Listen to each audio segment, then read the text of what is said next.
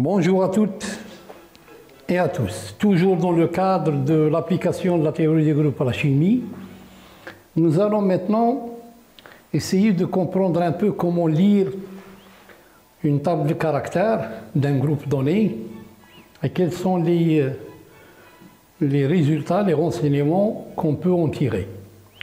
Donc les tables de caractères des groupes, ce que nous avons appris à reconnaître, sont bien sûr l'outil premier de l'utilisation de la théorie des groupes en chimie. Donc, autrement dit, il faut savoir utiliser ces tables.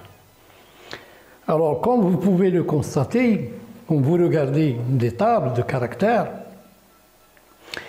données, quelles qu'elles soient, elles comportent une partie droite qui est composée de deux colonnes et chaque colonne est remplie de symboles.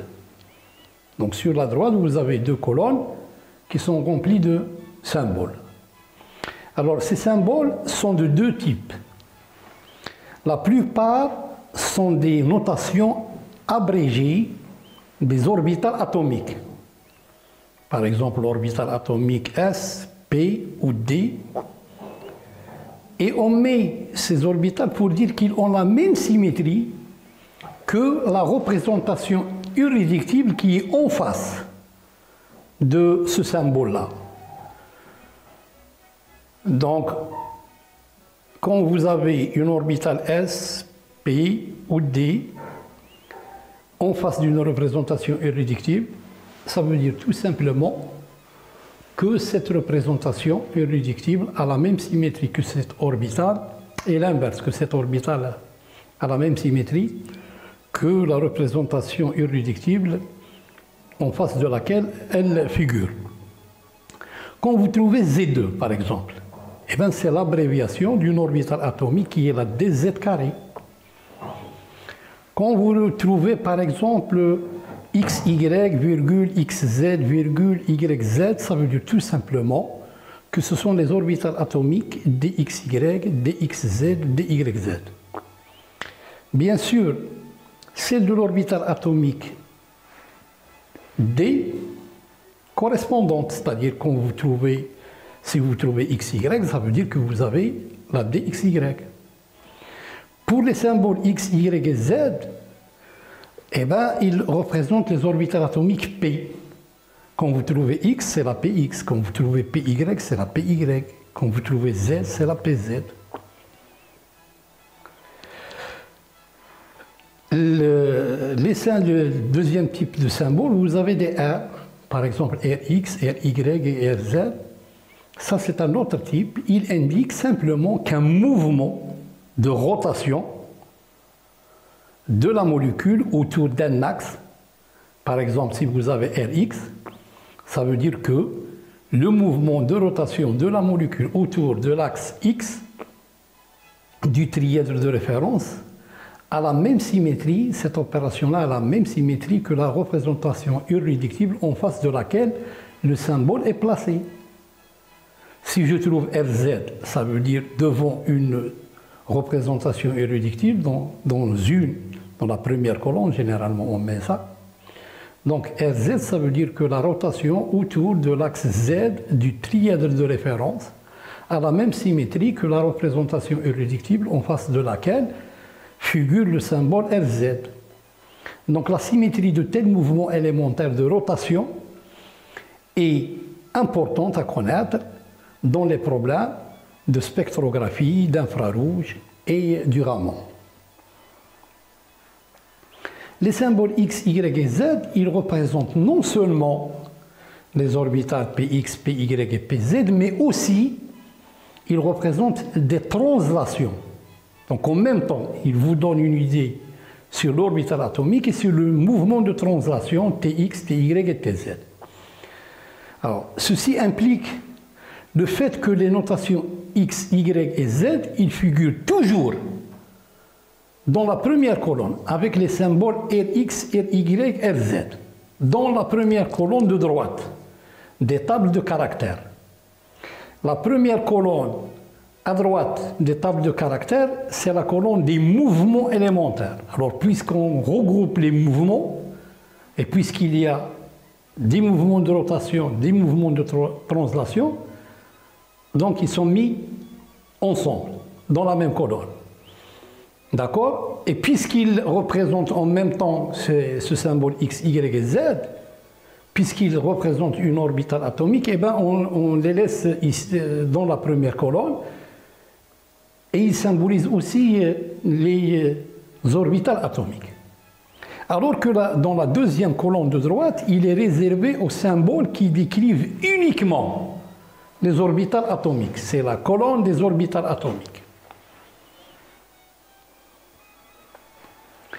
Maintenant, si on examine la partie de droite, donc l'examen de la partie de droite, il nécessite encore quelques explications.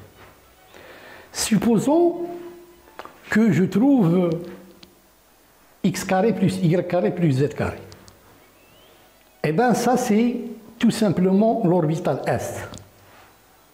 Donc, les orbitales S,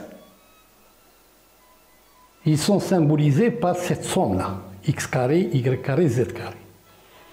Les orbitales des z carré par z au carré. L'orbital des x carré moins y carré, ils sont représentés tout simplement par x carré moins y carré. Alors maintenant, si vous voulez, on n'écrit jamais, supposons que nous avons en même temps une orbitale S, une orbitale des z carré et une orbitale des x carré moins y carré. On n'écrit jamais de cette manière-là, mais on va écrire x carré, virgule y carré, virgule z carré.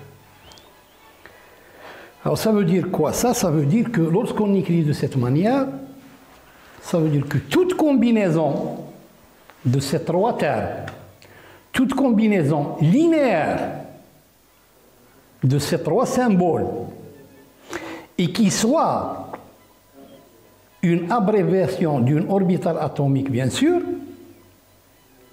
a la même symétrie que la représentation irréductible en question. Donc je m'explique. Quand on a x carré, virgule, y carré, virgule, z carré, je peux faire la combinaison. Quand vous trouvez cette notation dans la deuxième colonne à droite, ça veut dire que vous pouvez faire la combinaison x carré plus y carré plus z carré.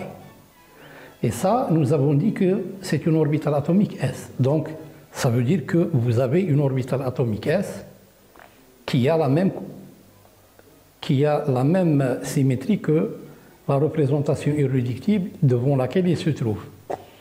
Je peux faire aussi la combinaison x carré moins y carré.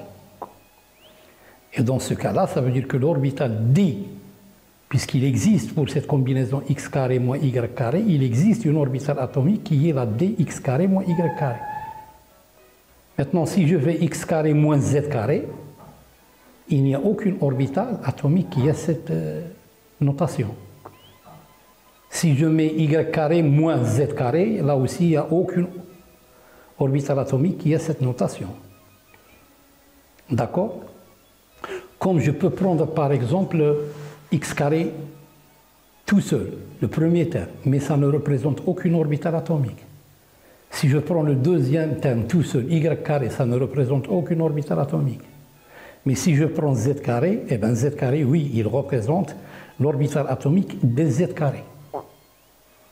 Et donc, voilà, encore une fois, je reviens. Si on a par exemple l'existence en face d'une représentation irréductible, si j'ai par exemple une orbitale S, une orbitale des z carré, une orbitale des x carré moins y carré, on ne va pas les écrire comme ça, mais on va juste écrire x carré moins a virgule y carré virgule z carré. Et cette notation, il indique que toute combinaison linéaire de ces trois termes, qui soit bien sûr abréviation d'une orbitale atomique, eh bien, a la même symétrie que cette orbitale-là, a la même symétrie que la représentation irréductible en question.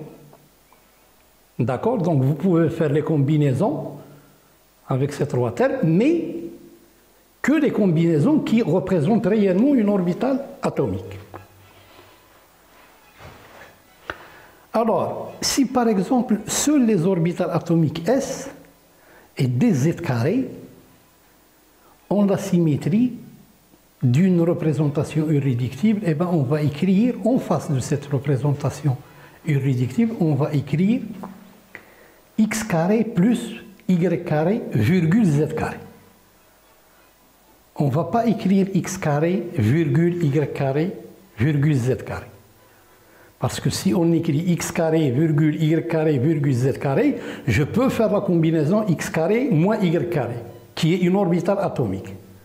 Mais là, vous voyez, nous avons dans le cas où on n'a qu'une orbitale S et une orbitale dz carré. Dans ce cas-là, on va l'écrire de cette manière. Bien sûr, le premier terme, il ne représente aucune orbitale atomique. X carré plus y carré, il n'y a pas. Ce n'est pas une orbitale atomique. Mais z carré, oui, c'est l'orbitale dz carré. Et puis, on a écrit ces deux termes pour faire la combinaison x carré plus y carré plus z carré, qui représente une orbitale S. Donc, si seules les orbitales S et dz carré ont la symétrie d'une certaine représentation irréductible, eh bien, on écrira en face de cette représentation irréductible x carré plus y carré virgule z carré pour indiquer que seules les combinaisons linéaires de ces deux quantités, qui soient ici encore abréviation d'une orbitale atomique, ont la même symétrie que cette représentation irréductible. Et les deux combinaisons qui représentent des orbitales atomiques, eh ben, c'est x carré plus y carré plus z carré d'un côté et z carré de l'autre côté, mais jamais x carré moins y carré par exemple. Et donc si je reviens encore une fois à la table des caractères du groupe de la molécule de l'ammoniac, C3V, eh bien, vous voyez par exemple là à droite, nous avons deux colonnes. La première colonne, il nous donne, c'est la colonne des mouvements, que ce soit de rotation ou de translation. Et dans la deuxième colonne, ce sont les orbitales atomiques, autres que les orbitales P. Donc, par exemple, si je prends la première représentation irréductible, A1, en face de A1, j'ai un symbole Z. Et bien, ce symbole Z, il dit que si je fais une translation par rapport à l'axe Z du trièdre de référence, eh bien, ce mouvement-là, il a la même symétrie que A1. Si je prends encore l'orbitale PZ, eh bien, l'orbitale PZ a la même symétrie que la représentation irréductible A1. Maintenant, si je regarde la deuxième colonne, ça veut dire que j'ai l'orbitale S et l'orbitale dz carré qui ont la même symétrie que la représentation irréductible A1. Alors, en face de la représentation irréductible A2, nous avons dans la première colonne un symbole qui est RZ, qui veut dire tout simplement qu'une rotation autour de cet axe Z a la même symétrie que A2. Et vous voyez, il n'y a pas d'orbitale atomique qui a la symétrie de A2. Pour la représentation irréductible E, on trouve par exemple comme orbitale atomique, on trouve dx carré moins y carré, dxy, dxz, dyz, la px dans la première colonne, la px, la py, tous ces orbitales atomiques ont la même symétrie que E. Et à côté bien sûr de la px et py, nous avons les mouvements de rotation Rx, Ry par rapport à X, par rapport à Y qui ont la même symétrie que la représentation E. Et aussi les mouvements de translation, la translation, une translation par rapport à X ou par rapport à Y a la même symétrie aussi que la représentation irréductible E. Et donc voilà, je vous remercie et à la prochaine.